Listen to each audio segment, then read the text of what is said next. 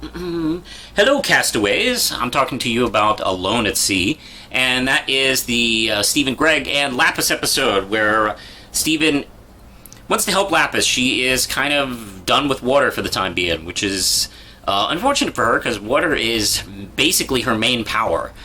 So Stephen decides to try and kind of get her to break through that a little bit by taking her out on a boat. They rent a boat since Greg has $10 million now, and they decide to take advantage of that. And of course, on the way, they get found by Jasper, who wants to get back with Lapis, and it's a pretty dense little scene between the two of them because Jasper, who hated fusion, learned to love fusion through their fusion as malachite, which was kind of a terrible experience for the both of them because she kind of forced Lapis into it, but Lapis kind of tricked her and turned it into a prison for the both of them, where it was very abusive and horrible on both.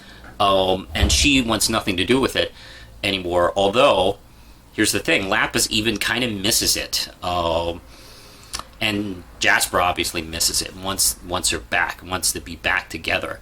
And this episode, she, kind of takes a stand and decides no, she's not going to do it. Then, of course, they get in a little fight and she blows off Jasper, not before destroying the boat by accident. And this episode really digs into a toxic relationship, I think, with this episode. And we've seen toxic relationships before in comics and films and, animated shows, like Joker and Harley Quinn. But I think this takes things a little bit deeper and a little bit darker because neither one of them is perfect or blameless in this relationship. They each have done things, and you can actually make cases where one is the abuser over the other, or maybe they were both abusers on each other and they were just bad for each other. And all they knew for a while was the relationship because they didn't see any way out of it. They didn't see any other choice until they were broken apart by the crystal gems. And wow, this is a great episode. And I'm getting the sense that we are seeing Lapis kind of like take a step in the right direction and Jasper possibly in the wrong direction, because Lapis is kind of starting to get over her problems and such like that.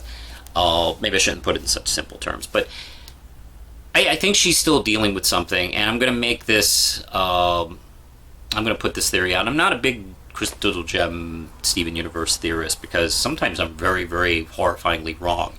So I don't want to make a video going, oh, hey, this, and like 2 episodes later, I'm horrifyingly proved wrong.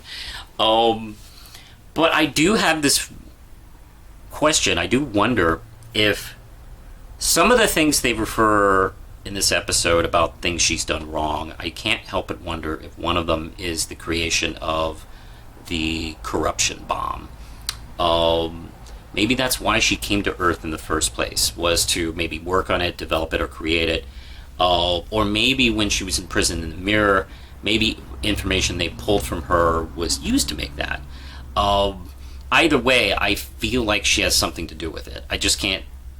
I can't think of anything else as far as her reasons to be here. I don't think she came here on vacation. I mean, it's possible, but I kind of doubt it. I think she came here for a specific task.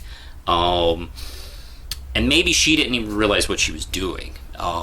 That's another thing. Maybe she was asked to do something. She was like, oh, sure, I'm good at this thing. And then it was weaponized. I don't know. But she obviously feels a lot of grief and guilt over that. But that's just a small theory of that. Otherwise, wonderful episode. I loved it a lot, and I highly recommend checking this one out. This is kind of an important episode, not just for that, but for Jasper, because I think Jasper's still stuck on Earth, and she seeks power, and if she can't get it through fusion, she's probably going to do it some other way, and this kind of, I think, is going to lead her on a different path. But we'll see, won't we? Push the button, Lindsay.